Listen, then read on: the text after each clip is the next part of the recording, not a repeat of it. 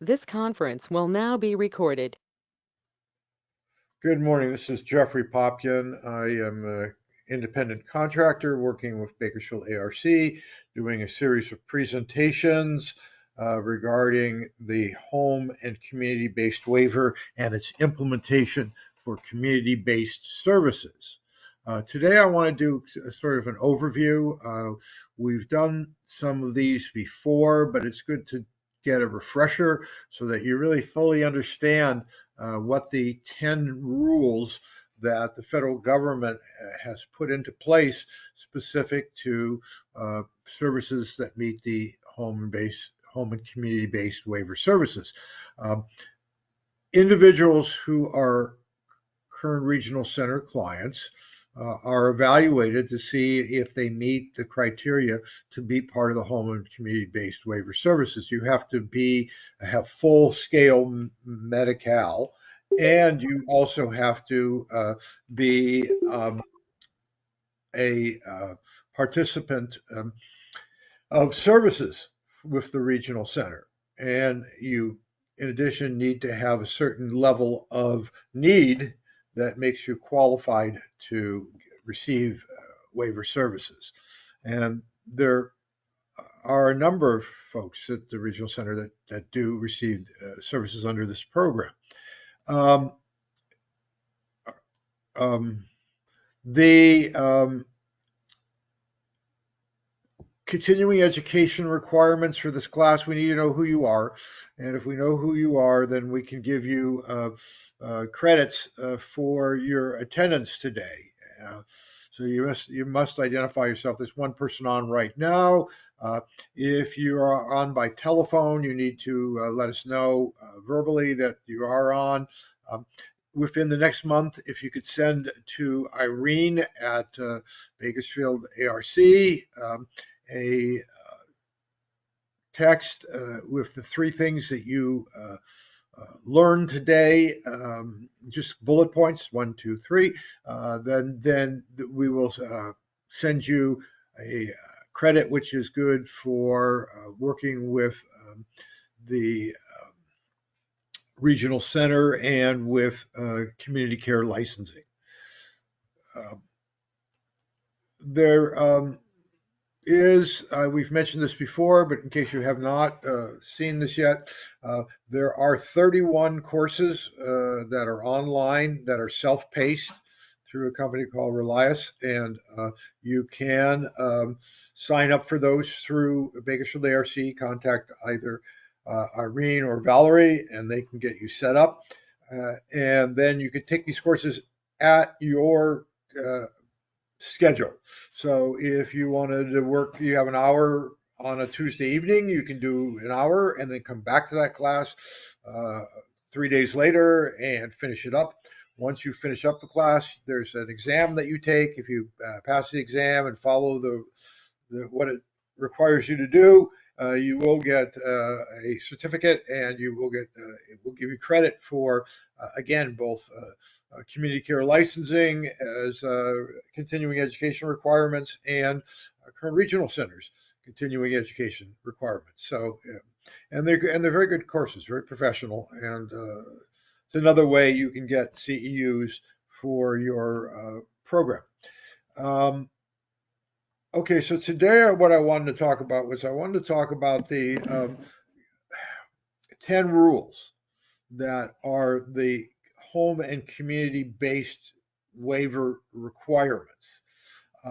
These came about in 2014 after a series of public meetings, public comment. There was a whole process because that's how the federal government creates regulation. And so they finally came out in 2014. At that time, they were slated to be implemented in March of 2019. In 2016, when Trump was elected president the first time, his Health and Human Services Director um, looked at these along with the Center for Medicaid Services, and they decided that it was a very complex change to the way we've historically done services for persons with intellectual and developmental disabilities, and that it probably needed more time. So they changed the implementation to 2021. So we went from it being announced in 2014 to a 2019 deadline to then a 2021 deadline. And then, as we all remember, come March of 2020, we, as a nation, experienced the beginning of the COVID pandemic. And during that pandemic, it was decided that we needed more time to implement these regulations, and so the federal government once again moved the date for the implementation of these regulations to 2023, March of 2023. Um, March of 2023 came, and California submitted its self surveys so that all providers had to complete a survey saying this is what we are doing. And the federal government took a look at what California had submitted, that saying that we were in compliance, and they didn't approve it. And the reason they didn't approve it is they said, we want someone to go out and actually look at all of these facilities and with a objective checklist, and really make sure that people are in compliance. And if they're not in compliance, we want you to submit a corrective action plan on how you're going to become in compliance. And so that is the direction that I'll take it off camera. No, I'll take it off camera. I did. Okay. You want to mute yourself, John? Thank you.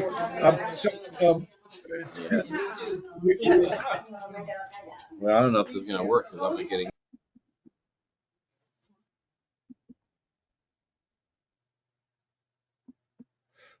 So, anyways, come 2014, now we are all in compliance, but regional center has to continue to monitor to make sure that you don't backslide, that we continually moving forward with the 10 requirements. So let's go over those real briefly. First one being access to the community, and then access to personal resources. And basically, this is one that I at times gets a little bit misinterpreted. And that's because it says participation in community activities, including non-disabled settings. So many people feel like, okay, so we do community activities, we do outings in our program, so that means we're doing community activities. Well, yes, you are, but is that really truly integrating somebody into the larger community? Now, an example, a number of years ago, I was the president of the Bakersfield Exchange Club, and I talked to the membership and said, hey, would people be interested in working with the ARC and getting one of their participants to join our club? And people said, great. So we talked to them. They got a person that was going to their program, and that person then started coming weekly to our meetings and became part of the group, took part in the community activities that we were doing in the evenings and weekends, and he became an integral part of the group. So he was truly involved in the community. It wasn't like he was going to a movie or the mall or some other activity. He was a member of an organization of, in quotes, typical people in the community, and he was part of that. And people would say, hey, Steve, how's it going? What's going on? Are you going to be at the fundraiser on Saturday night? And that was the extent of his involvement. He was very involved within that group. So that's really what they're trying to stress in this. And then you really want to have a schedule of that shows the involvement of the people that you're serving in the planning of the activities. So as you're planning activities for the people that you're serving, are they activities that you've decided on, or are they activities that you, as maybe a group of the people at your program or at your home, said, "Hey, we would really like to go to Hart Park and have a picnic," and so that would be an activity that the group has decided on. And you want to have that documented. So when the regulators come in and they say, okay, so how are uh, when it comes to utilizing the community, how are the individuals who you serve involved with that? And you can show that hey, we sat down and had this meeting, and this is the services they really said they would be interested in attending. The If you're a day type service, do people have access to employment? This regulation specifically notes competitive employment in that regulation. And so, if someone, let's say, is going to a day service or is in your residence, and they say, "Hey, I would really like to, work, get some money, be able to do a job," uh, what are you doing to try to help facilitate that? Are you working with the regional center, with the program that they're involved with? If your program doesn't provide that, are you making a referral back to the regional center to have them find another program that would be able to do that? So, what are we doing on a vocational setting? Uh, um, Assisting with personal resources. So if you at all are involved with the people that you serve's money, uh, how are they receiving their money? What because this specifically says access to personal resources. So we have to make sure that individuals are receiving the funds that they have. So if that's personal and incidental funds from their Social Security, if it's monies that they make from earnings, maybe they have an ABLE account and they have funds in that, and they're able to use some of that. How are you making sure that they're doing that independently? Um, uh, Training and access to public transportation. If you're, say, for example, either a residential or a day activity provider, and you have individuals in your program who could potentially utilize public transportation, be it the Get a Lift system, the Get vans. Um, how are you working with them to maximize their ability to use that so they can independently use the community? Um, and then, do they have full access to the site that you're on? Second rule is a choice of settings. And one of the things that you need to do as you're accepting new people into your program is documenting that at the time of intake that there was a discussion about your program. So if you're a resident, hey, Mary, where else have you looked? And you want to live here, and why is that? And have something in there that so it really shows that the person chose your setting. In many cases, especially for persons that you're serving that have been there for a long period of time prior to these regulations and their full implementation in the last couple of years, um, there were times when regional center might have said, okay, we've identified a home that you can live in, and we'll take you out there, get everything set up, and sign the intake, and in you go, without necessarily showing a lot of options. And sometimes that was because the decisions were made that this was the best potential appropriate facility. Other times it might have been that that was the only home that was available at the time, that the vacancy rates were very low. And so we want to make sure that it's documented that someone had a choice, or that there was a discussion uh, in regards to that, and and find out if they've looked at other homes and stuff, and then put that in your records as a provider, as part of your intake interview, that you discussed other programs that this individual looked at, and they really liked yours. So I'm going to use on this webinar right now. I noticed that like current supported services.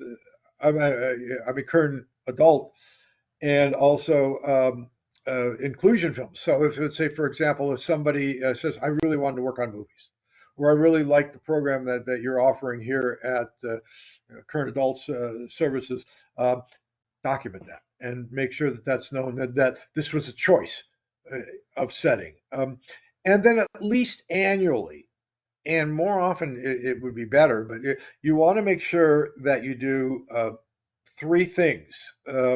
You want to make sure that the individuals you serve get a copy of your grievance procedure.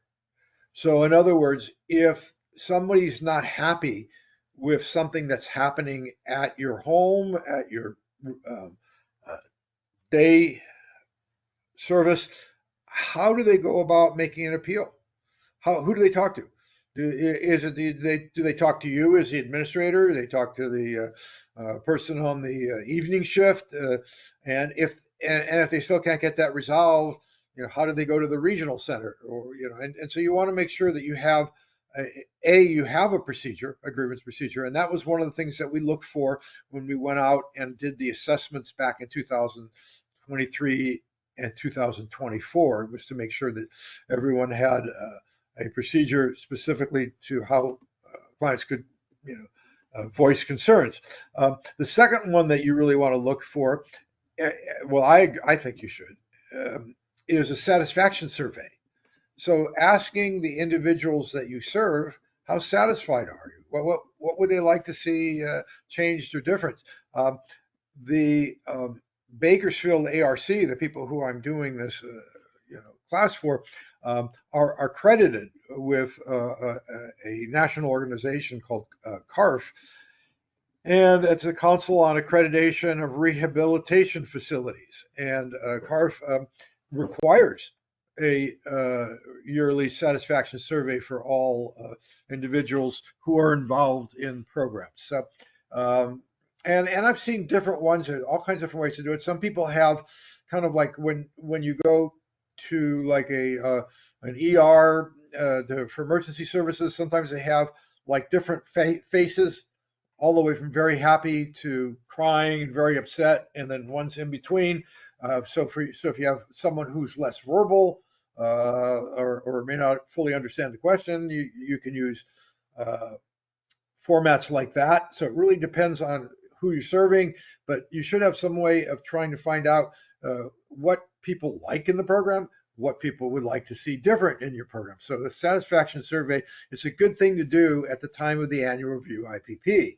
And then you also want to ask people if they want to continue receiving services from you all. So if you're home, do you still want to live here and work with us on your independence, or if they're in your program during the day, your adult day service, or your vocational program? Do people want to continue to get the services from you as a provider? Hang on a second here. All right. The next one is a right to privacy, dignity, and respect. And you want, again, at your annual review IPP, document at least once a year that you're giving people a copy of their rights. So there, the Department of Social Services has a one-page sheet that says, these are your rights, and that can be used if you want to develop your own format. Just make sure that you cover everything that's in the Lanterman Act and Title 17. There's a list of things, and the pre-made forms have all of that. So it's probably a better way to go in many ways. But if you want to do that on your own, you can as well. Um, you want to make sure, as part of people's rights to privacy, dignity, and respect, that they have a secure area where they can put their belongings during the day if it's a program, or maybe a lockable chest of drawers or nightstand if they're in a residential setting, so that they have an area where, if there's something that's important to them, they can keep it secure. You want to make sure that you have a log of all the training and orientations that you do for your staff on issues like confidentiality, and the basically code of conduct for your staff, for your direct support professionals. These are the trainings that we've done on how to protect people's rights, on how to be respectful and showing dignity. How do you implement the training that we do? So you want to have a log, because the regional center will come through and say, okay, so what are you doing to make sure your staff are familiar with protecting a individual's right to privacy? You want to have your files that you keep on the individuals you serve in a locked or secure location. I have gone out to residential facilities as an example, not picking on them, but and in the there's a desk in one corner of the living room, and then there's a shelf above the desk, and there's 6 binders, and the names of each individual are right there on the binders, and so it sort of doesn't really have a sense of privacy. If somebody were to walk up, they could basically grab that binder, open it up, take a look. So you want to make sure that where you keep your files related to the persons that you serve in a secure manner, that and only those staff that need to know have access to it. Years ago, I worked for an organization that was involved with Kern Behavioral Health, and we could, if the need arose, get into any person in their system's file. It was something on the computer that said "break this glass," kind of like a fire alarm, and we could then see their client information. But we were told right from day one, hey, the next day you're going to get a phone call, and you're going to have to explain why you went in there. Why? What was it? Hey, this person walked into our office, and we had no idea who he was, so we wanted to get a little bit of background so we could help that individual. Might be the answer, but you can't. You need to make sure that if you're going into the only people who go into files are the people who are on a need to know basis, so that we're not going into a person's files just to kind of find out stuff if we don't need to be able to find out that stuff. So anyways, and finally, we want to document informed consent if we're doing anything that's restrictive. So if if you're ever having to use restraints, or having to, restrict one of these rights, there's a whole,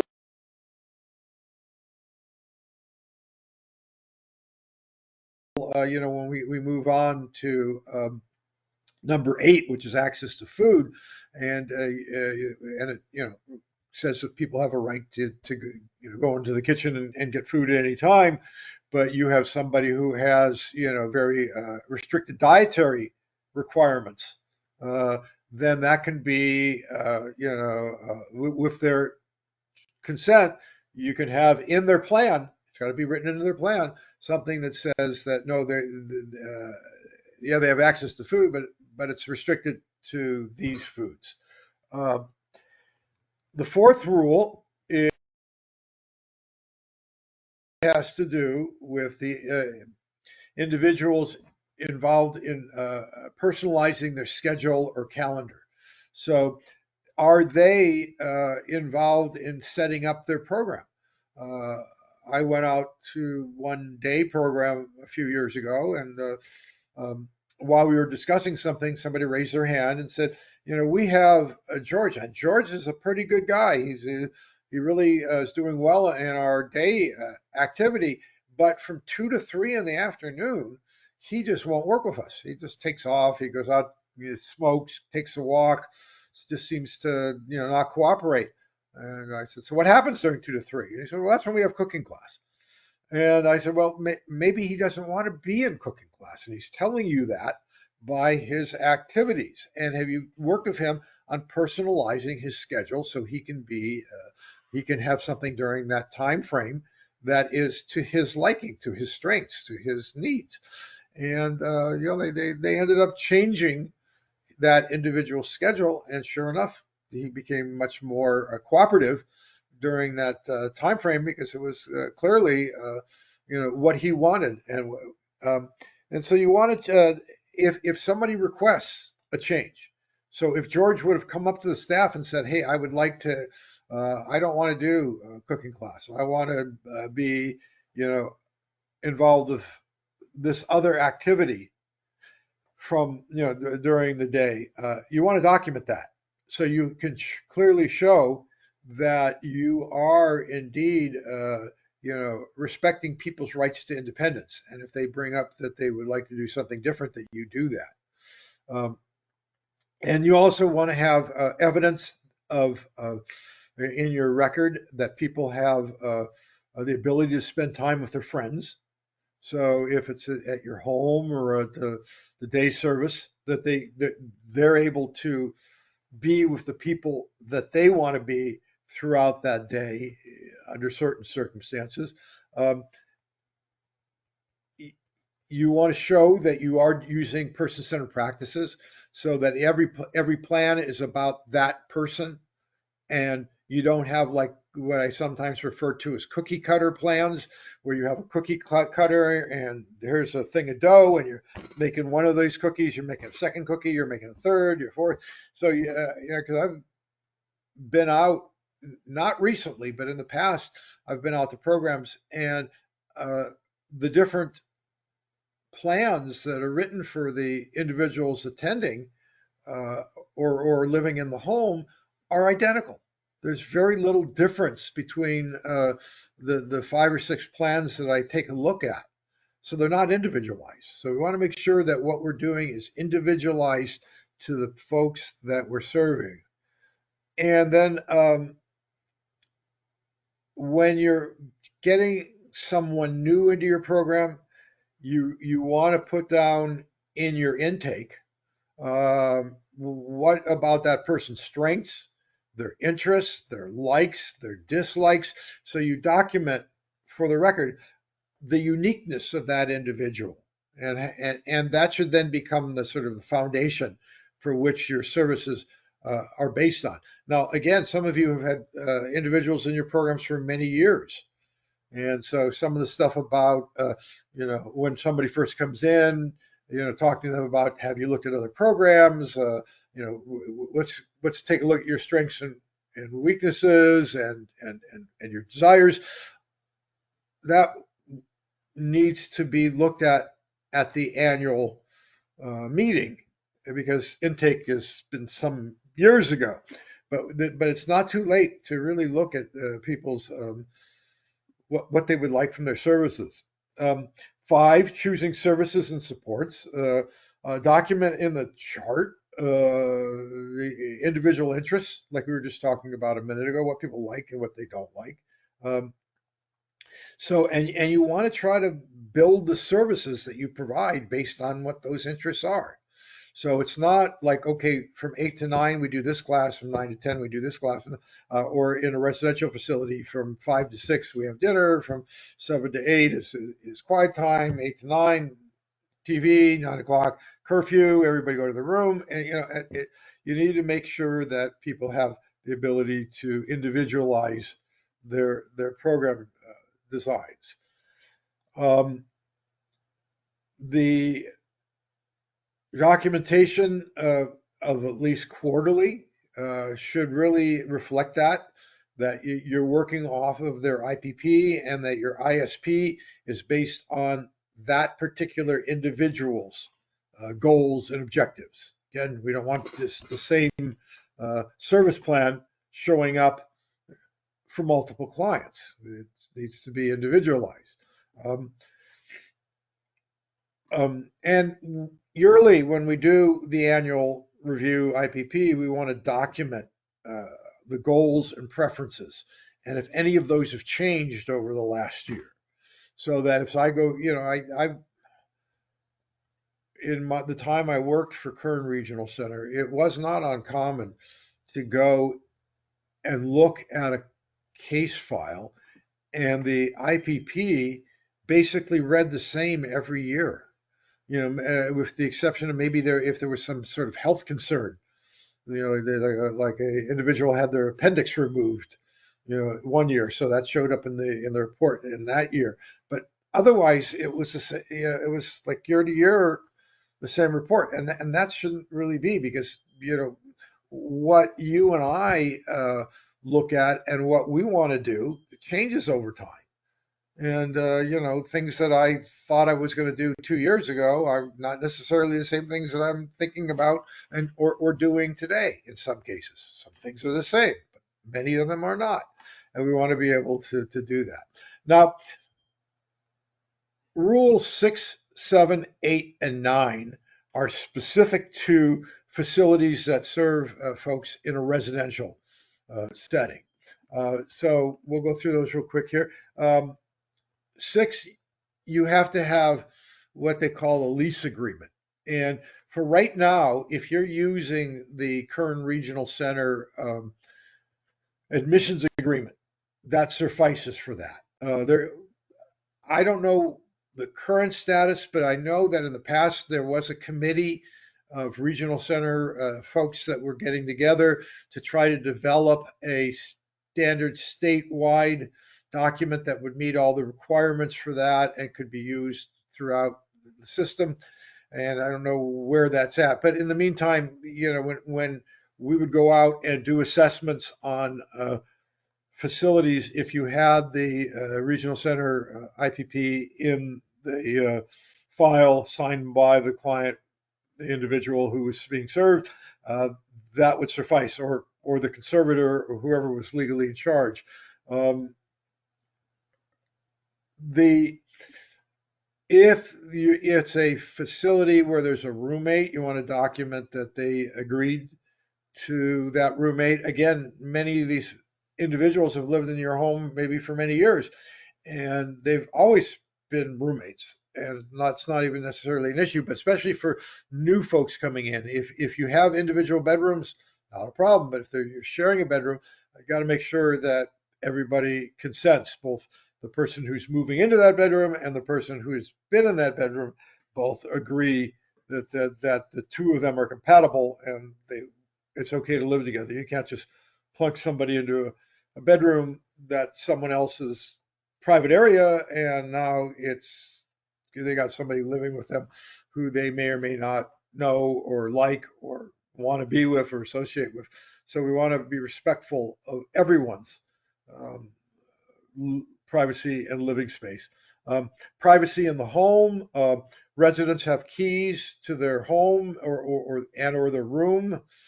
Some places just give the room. Some people give room and the front door. Uh, Different depending on the provider.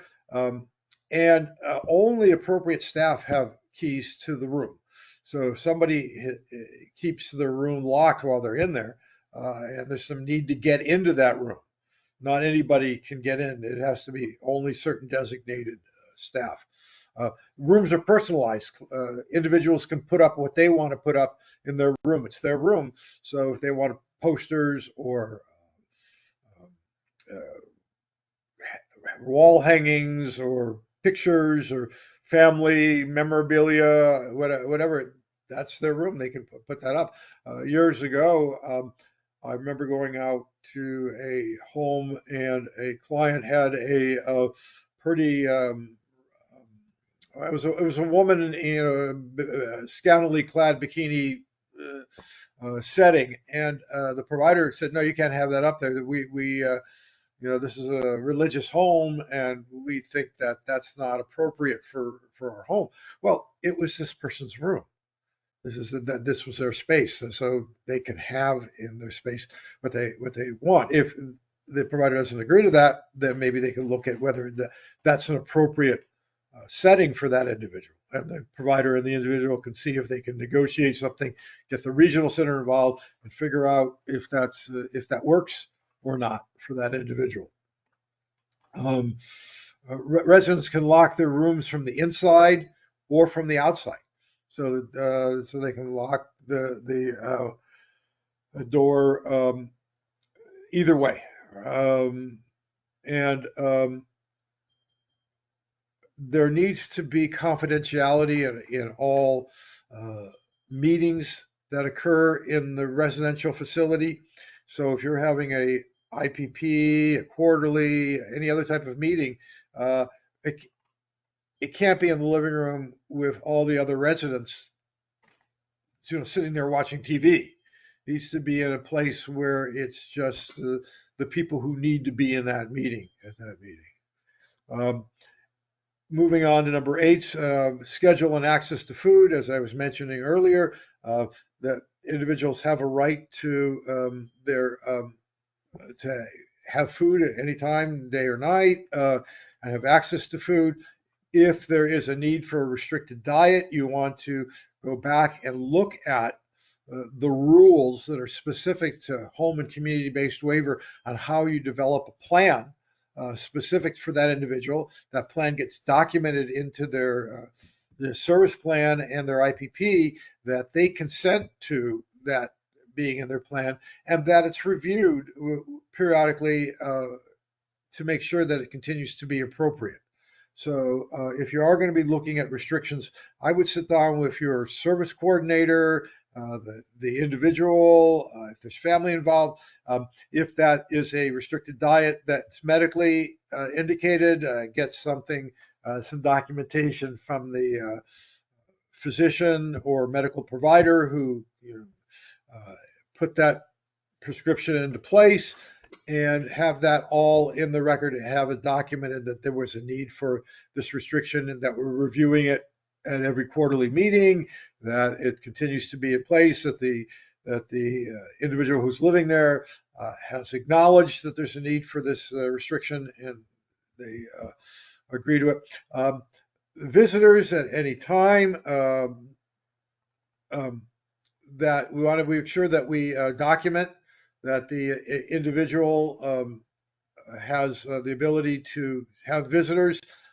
One of the things that I found when I went out to do assessments of residential facilities is many of them had an old rule that would been out there for many years, which was visiting hours are from this time to this time. And what we shared with them is, no, you can't have that per se. You can ask families and others that to maybe call ahead, but even that is a may. It's not a shall. And there are some things that you can do, and you want to make sure that you're respecting the rights of the other residents in the home. So if somebody's coming out at 2 a.m. and wanting to sit in the living room and listen to music and be kind of loud, I mean, that's not necessarily appropriate for the other residents in the facility. One of the challenges that we have run across is that, as part of having guests, can you have overnight guests? And there's some folks are saying, yes, indeed, you can. It's my home. It's my right. But you also have licensing rules about anybody who's in the facility. For an extended period, it needs to be fingerprinted. And so there's some conflict in some of the regulation right now, and that needs to be resolved at the state level. And I think there are some committees that are working on that as well.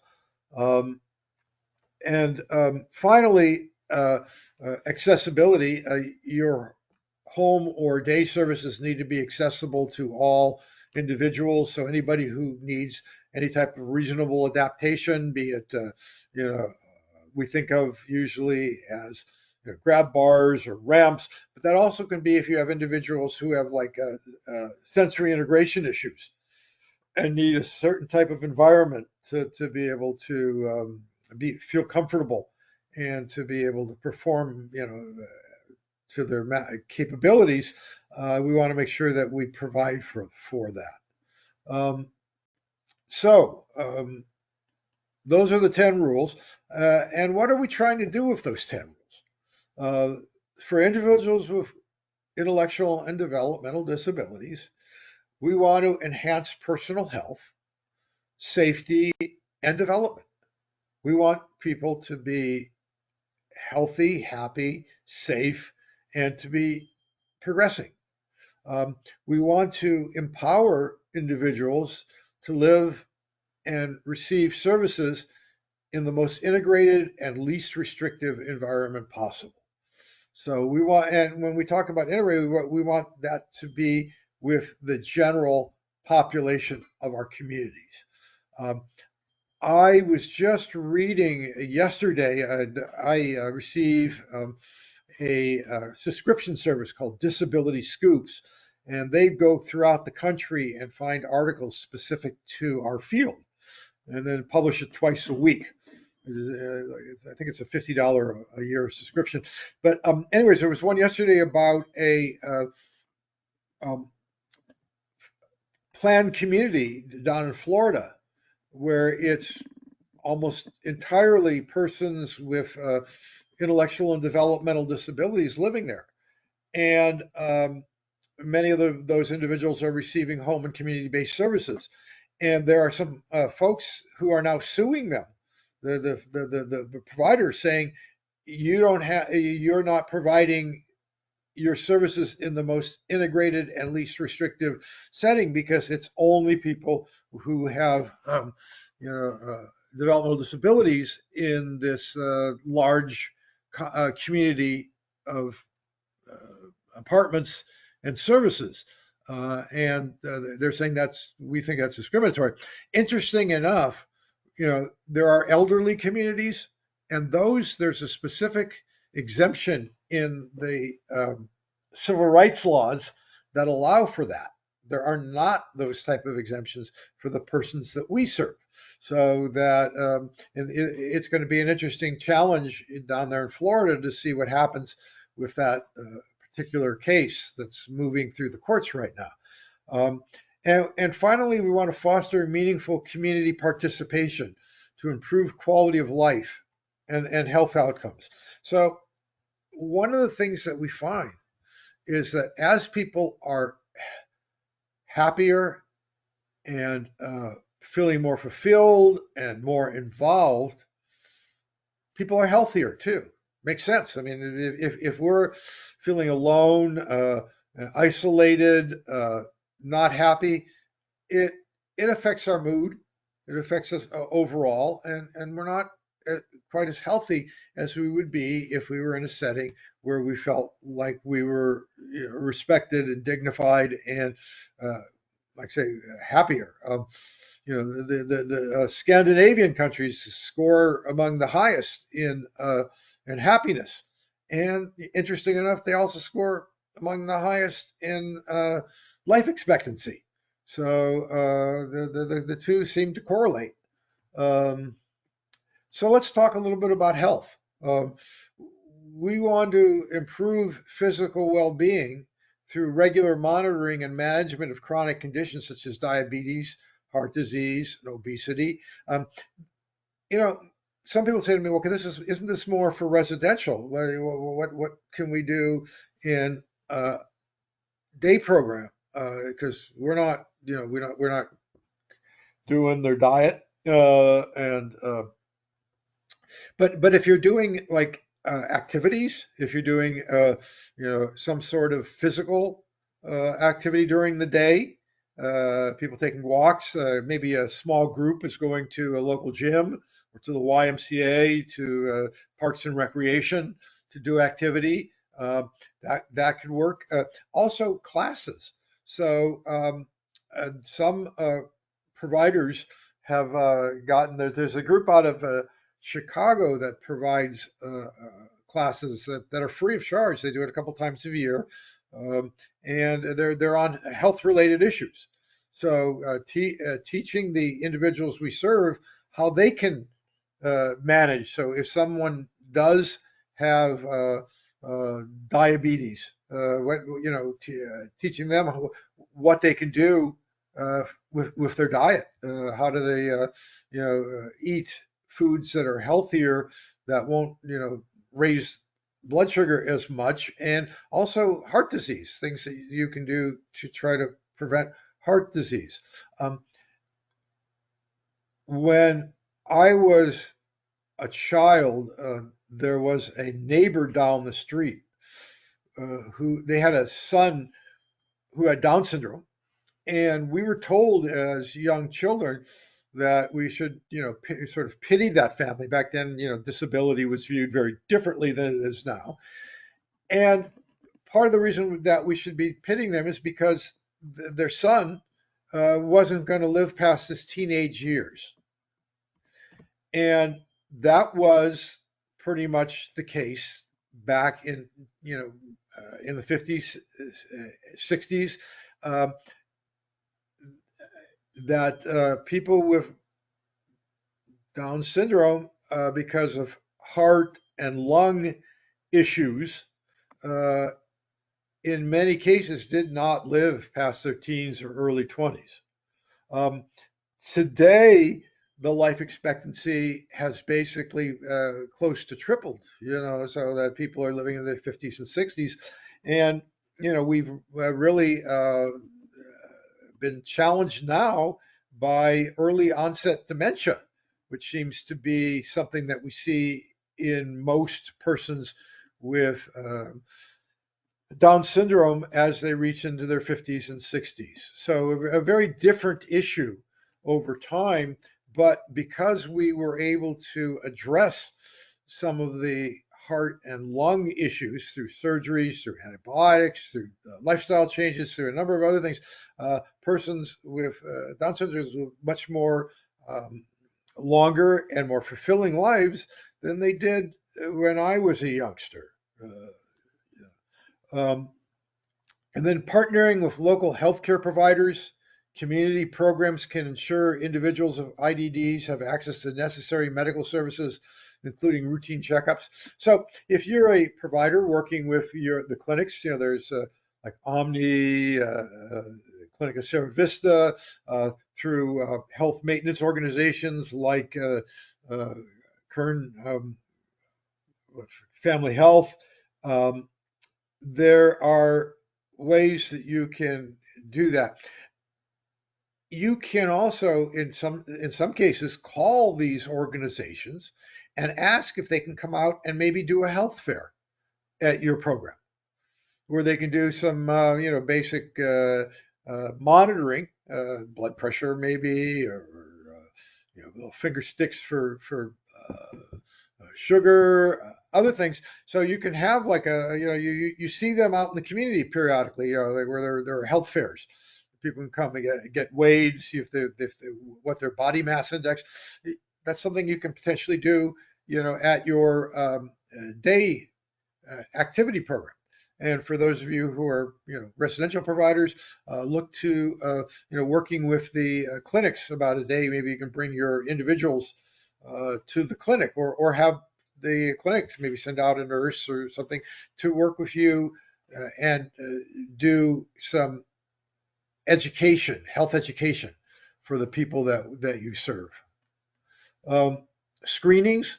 Um, One of the things that I've found over the years, I think it's getting better, but that the individuals that we serve aren't always given routine screenings. So that, if you look at uh, the American Cancer Society, there are ages at which you should start receiving screenings, for women breast care screenings, cervical screenings, both men and women, uh, you know, rectal, colon uh, screenings, for men, prostate screenings, and there are a number of others. There's those are just ones that I mentioned, but so we want to make sure that the people that we serve are receiving those as well. And there's two ways you can go. You can, if you're the residential provider and you're taking care of the medical needs of that individual, talking with the doctors that they're seeing. Hey, wait a minute, uh, you know, Mary is in her early 40s now, and I don't know that she's ever had a screening for breast cancer, and then helping get that set up for her. You can also work with as day program providers, uh, if you are providing classes or bringing in like a health fair thing, that can is a good way to educate the individuals you serve, so that they can maybe be asking and they can be self advocates for their own screenings and to make sure that they're getting the type of things that they need. It's become somewhat controversial in terms of vaccinations, but what we have found over the years is that making sure that our folks are up to date on vaccinations. In recent years, RSV has become is a respiratory disease. We have flu every winter. For some folks who had chickenpox as a child, they can get shingles in their 50s. There are preventive care, making sure that people have their tetanus shots. And a whooping cough is making a comeback, and so some people they should receive vaccines for that, be regular tested for tuberculosis because they're living and working in group settings. These are all things that we as providers can be looking at in terms of trying to maximize the health of the people that we serve. Um, um, Behavioral health. Um, Many of you are probably serving individuals who have what are sometimes referred to as dual diagnoses, or the other term that sometimes is used is comorbid conditions. And that is where somebody has an intellectual and developmental disability, but they also have a behavioral disability, mental health challenge. And they when they've done studies of doing screenings of persons with IDD, what they find is that the incidence of most mental health disorders are not all that different than what they are in the general population. So the number of persons who are depressed or anxious or having schizophrenia or bipolar disorder are fairly similar to what we find in the general population. Um, so, but one of the challenges that we have is that historically there has been a myth. I'll use that term, that persons with intellectual disabilities don't have uh, mental health disorders. There's you, and that much of what we're seeing when we're seeing problems is acting out. It's a behavioral concern. They're showing behavior that's not appropriate for the situation, and so it really if they get good behavior management, that will cure the situation. But it may very well be a biochemical issue similar to what you and I could experience if we were having behavioral health challenges. So we want to make sure that the people that we serve have access to mental health services, including therapy and counseling, to address issues like anxiety, depression, and behavioral challenges. So if we are seeing those, how do we get them, through the health clinics that they're going through, or through Kern County Behavioral Health, or one of its contract agencies, to get the services that they need. One of the best um, programs that you all can provide the individuals you serve is positive behavioral interventions and supports. And that's focusing on improving social, emotional, and community outcomes through proactive strategies and interventions, uh, emphasizing the strength and ability of individuals rather than their disability can help them discover their potential. Um, I went to a conference a number of years ago where it was on attention deficit disorder, and the speaker said, "Hey, we went out and actually sat watching teachers, families, other folks interact with their child, and that child got corrected. No, no, don't do that. No, stop that. No, that's not right. Probably 6 to 8 times for every time they were told, "Oh, that's great. That's a attaboy. That's wonderful." So what are they learning? They're learning, hey, I can't do anything but wrong. And so, so we want to try to sort of change that paradigm, and and look to try to figure out where we can complement somebody, where we can look to their strengths, and really try to encourage and promote that. And the more are positive with somebody, the more likely they're going to do that behavior. So really try to, focus on what someone is doing right, rather than going in and constantly correcting. Can't do both behaviors at the same time. Can't be doing something wrong and something right at the same time. So hopefully we want to move them in the direction of doing right. Now, one of the things that we at Regional Center in the past, when I was there, we did, and they are now talking about doing it again. It got in the teens, 2012, 2013, it sort of stopped, and it's just now coming back again, is crisis intervention and interaction. And these are services where somebody can go out and assist an individual if they're in a series of crises. One of the challenges that I've been told many providers have had is that if they contact law enforcement because someone's maybe having a serious uh, mental health challenge, and maybe they're picking up things and throwing and destroying property, or striking out at staff or other people in the program, that when the law enforcement come out, sometimes the client will then come down because of the presence of a police officer, or the officers will say, "Well, you guys are the experts on working with persons with disabilities. What can we do? We can, that's not doing anything illegal. We can't lock them up. It does, and in order for us to take them over to the mental health crisis facility, they have to be, in essence, dangerous to themselves or others, and we don't think that meets the criteria at this point.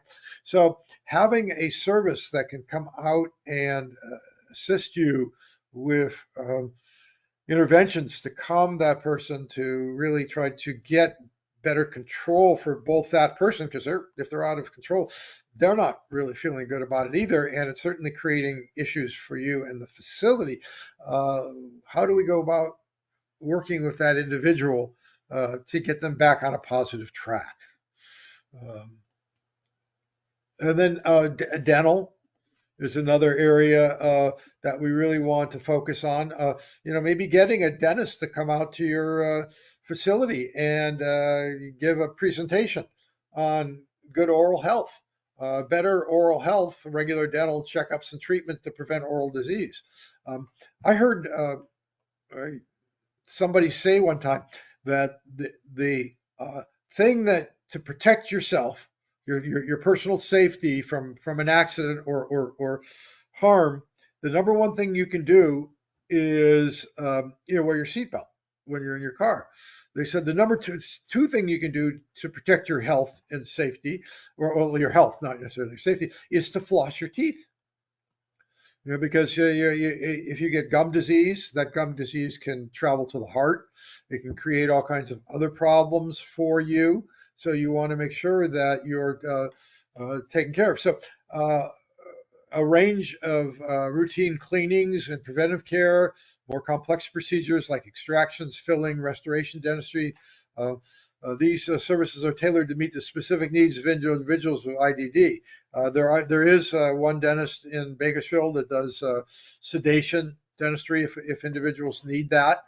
There are other dentists. There's one that works out of an outpatient hospital setting to sedate individuals, but many of the folks that we serve can get regular dental health care screenings if it's done, regularly.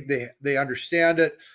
They really sort of participate with it, and they can maintain good dental health. Over the years, that's been an area that unfortunately I've seen way too much, where individuals have had to have major restoration work or uh, tooth removal, gum disease, other issues related to lack of hygiene.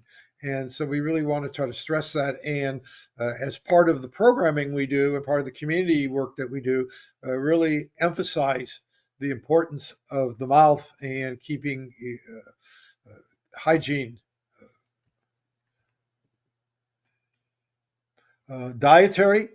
Um, Again, if you're a program during the day, really look at maybe how you can sort of integrate nutritional health into your program. Ways that you can talk to the folks that you're serving about appropriate versus not appropriate meals. What should you have something that's like ultra processed or something that's more natural and basic for your snack?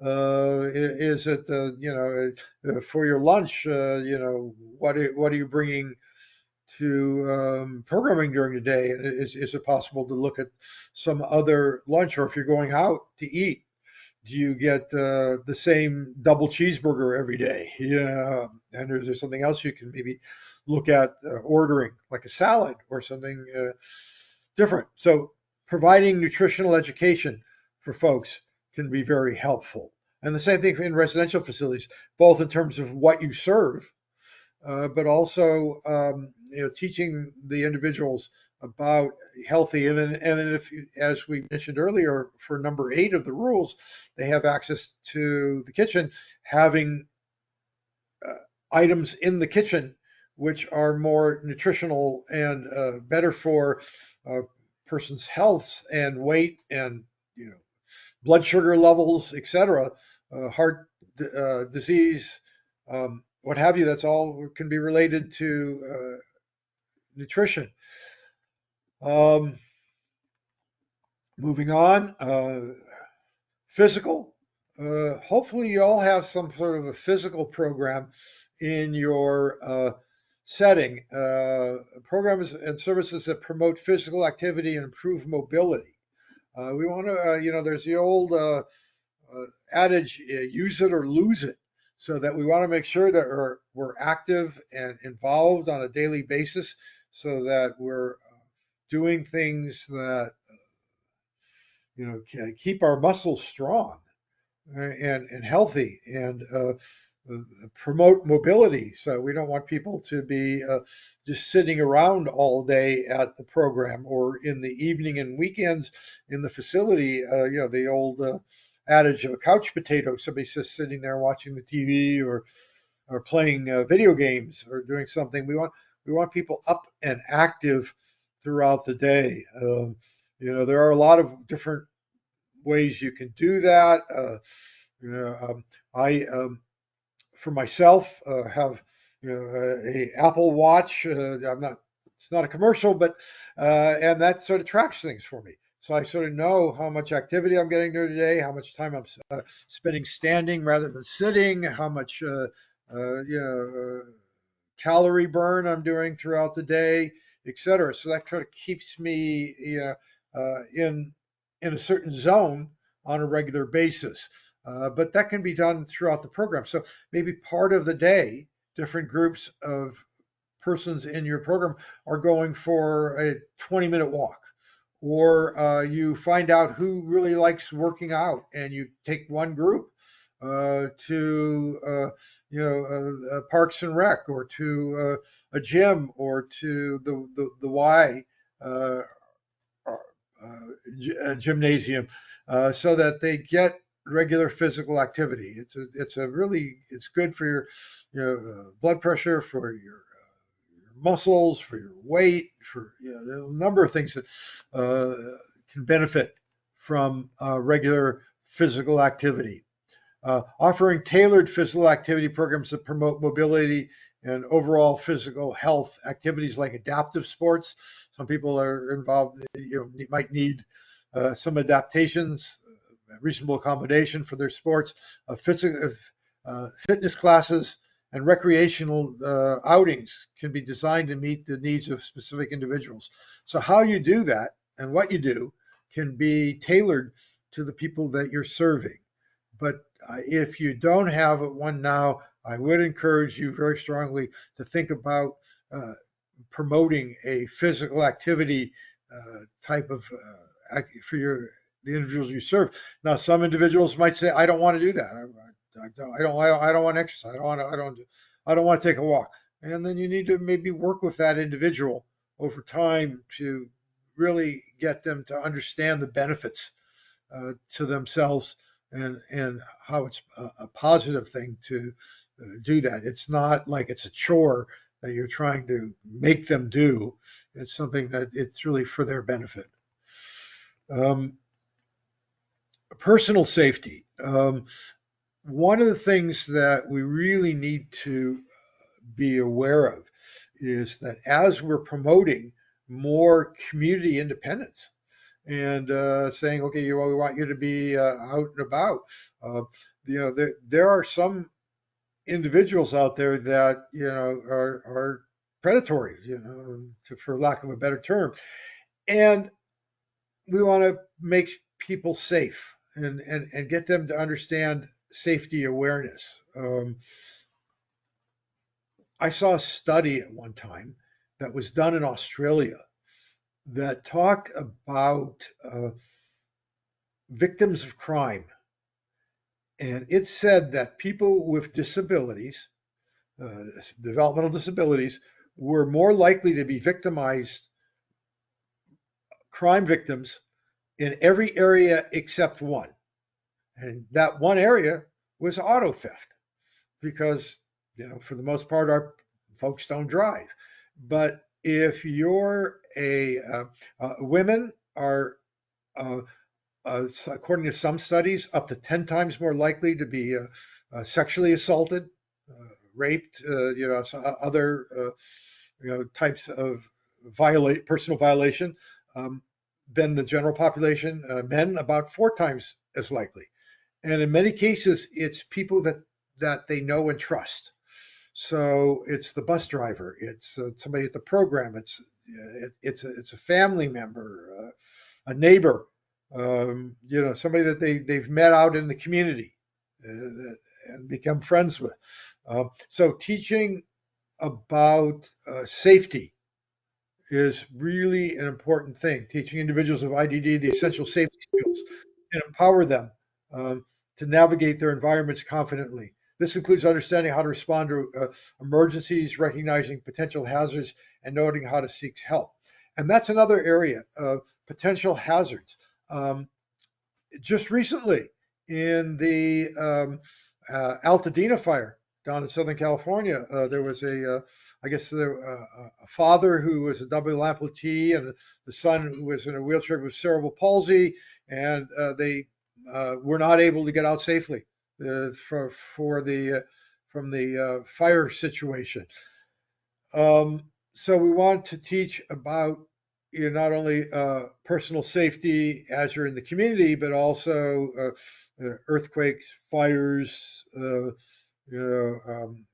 flooding, things that could potentially occur as people become more independent and they're not relying on staff and are doing things on their own. We want to make sure that if they find themselves in a situation that could potentially be harmful to them, how do they protect their safety? So this is something, again, an area that you might want to be thinking about for your program, developing a safety awareness program. And there are some good materials. If you go on the DDS website, there's something called Safety Net you can find, and there's a whole series of courses that are out there that you can work with the individuals you serve. So just integrate it into your regular day, where once, twice a week, or whatever you're doing these, and then you're documenting that you're doing these courses so that people are getting more information, which will empower them to be more independent and successful citizens. Um, um, Planning safety, developing personalized safety plans can help individuals with IDD manage risk and stay safe. These plans might include strategies for safe boundaries, reporting abuse, ensuring safety in various settings such as home, community, and online. And so when you're planning this, it's individually planning. So for that individual who has more ability to utilize the community independently, the plan that you develop might be very different than for someone who needs a great deal of assistance when they're out and about in the community and needs that supervision. So individualizing plans for the safety needs of different individuals. So someone who the issue of boundaries might be different than they would be for someone who is receiving supervision throughout the day. Um, Community safety, community safety programs. Community programs that focus on community safety can provide education on how to interact safely with strangers, detect warning signs of abuse behavior, and respond appropriately to potential dangerous situations. So we want to try to make sure that our folks understand it. Typical individuals, you get into the other night, there was something on the evening news about a new scam that's going after seniors. And they're getting phone calls and being told that their grandchild is in danger and that they need to get Walmart um, gift certificates and send them to this address or something. Um, or that this is the IRS calling. Or there's all these different things, both to separate people from their money, but also to physically potentially harm people, abuse, etc. And so we want to try to make sure that as our folks are independently utilizing the communities, they have the tools to keep themselves safe. That we've developed like almost like a detector in their mind. Aha! I remember in that class, our teacher said that if a stranger comes up and tries to get you to help them find their dog, that may be a red flag or something. You really want to get, and there are again materials available. If you go online, that DDS Safety Net is a good source, but there are some other materials as well that can do this. You don't have to reinvent the wheel. There are some uh, free or low cost curriculums out there that can provide you with this material. Um, Supportive environments, and we want to create environments in residential homes, adult day, and workplaces that significantly enhance safety. We want the places that they work, they recreate, that they live to be safe places, and this can include training staff to recognize and respond to safety needs of the people that we're serving. So again, we're all mandated reporters. We all need to be looking for things. So if you see something, say something. And teach your staff the same thing, that we need to make sure that we're protecting those that we're serving.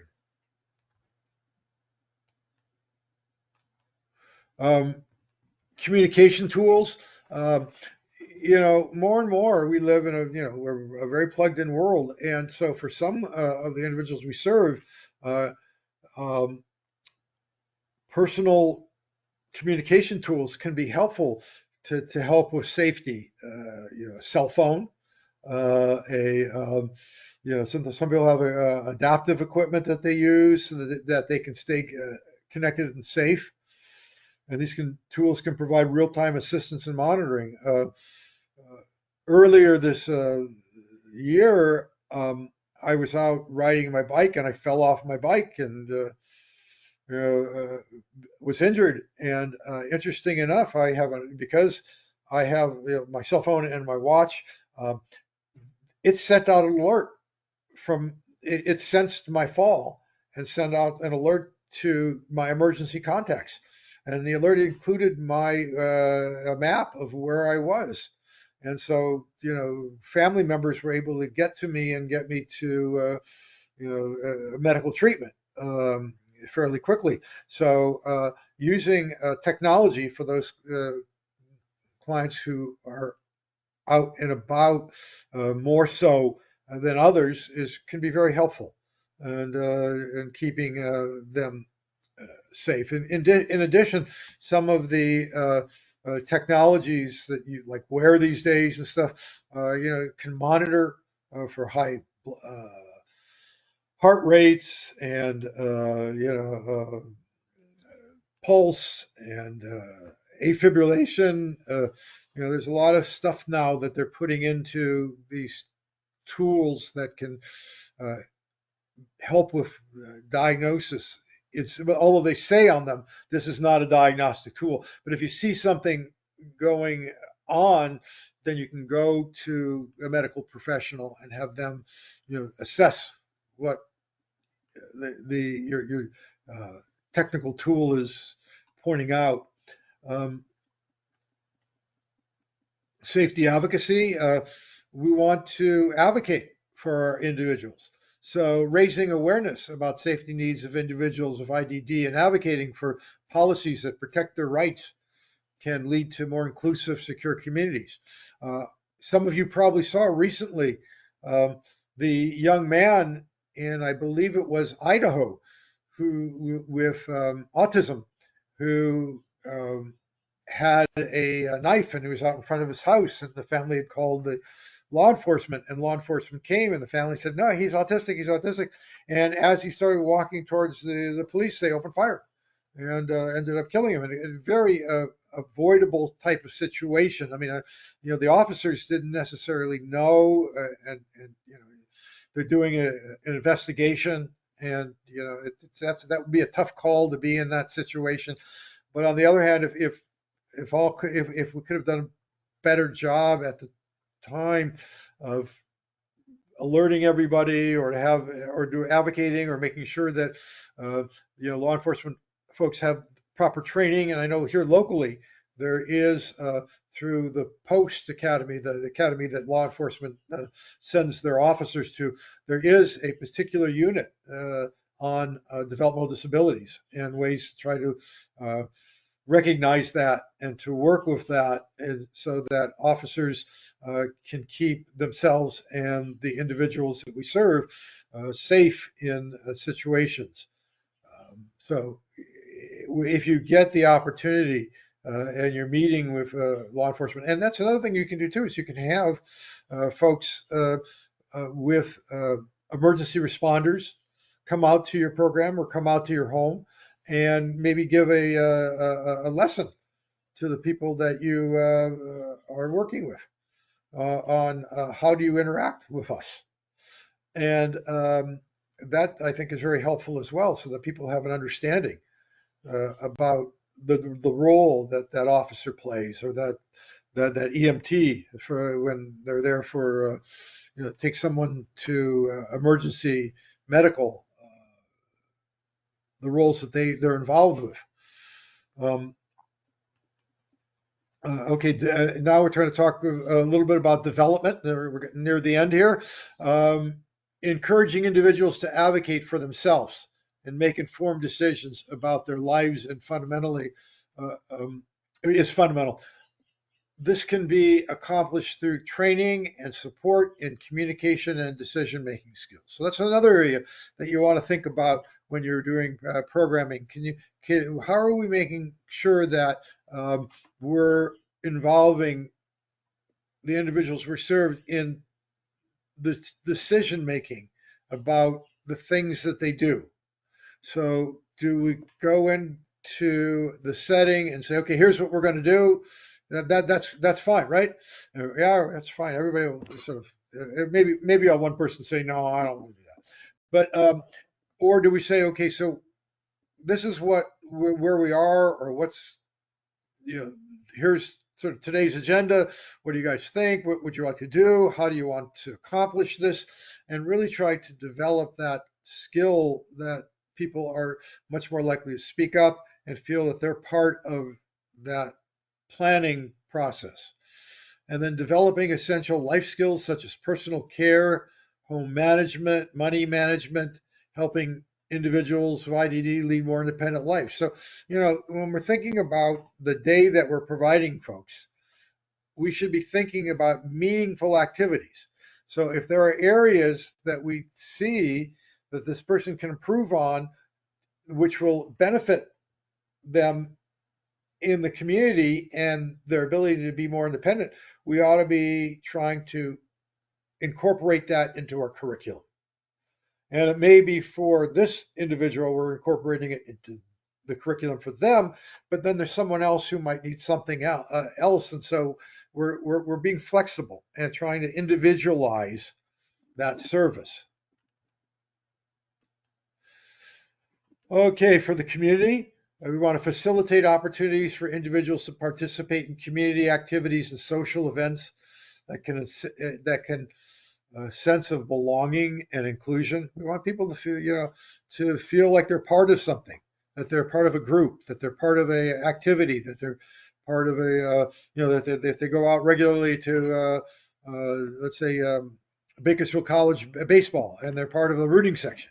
That there's some activity that they're doing that's part of the community, and then provide for those individuals who are in wanting to work, provide vocational training and job placement services that can find meaningful employment and contribute to the community. So again, one of the focus areas in home and community-based waiver is for those individuals who would like employment, that we are as a system to encourage that and to try to find a meaningful community activity that the person can be involved with. Okay, and with that, that's today's lesson. Any questions or concerns? Just open up your mic and go ahead and ask.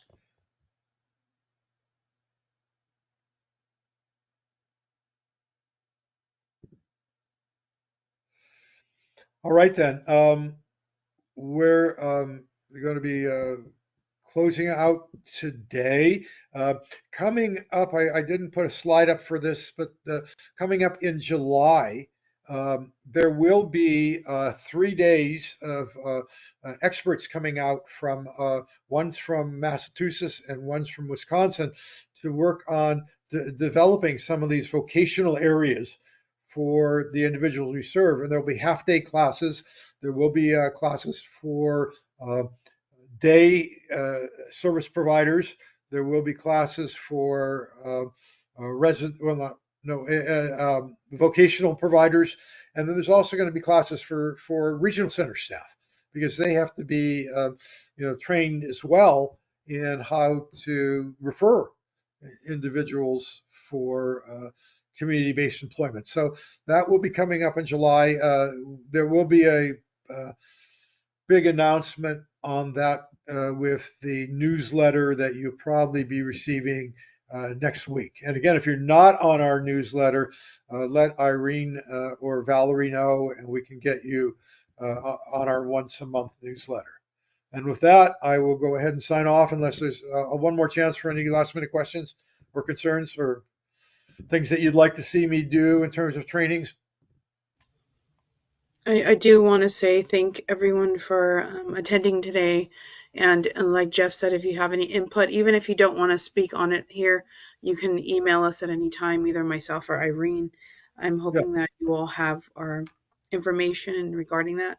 And then maybe if you want it sent specifically, I think Jeff had a slide last time. So there's a possibility we can also send it out to you personally and regarding those trainings. And then make sure that you send in your CEUs, that 3 things that you learned today, if you want the credits. All right, with that, I'm going to go ahead and shut it down. Well, thank you all for coming. Thank you, Jeff.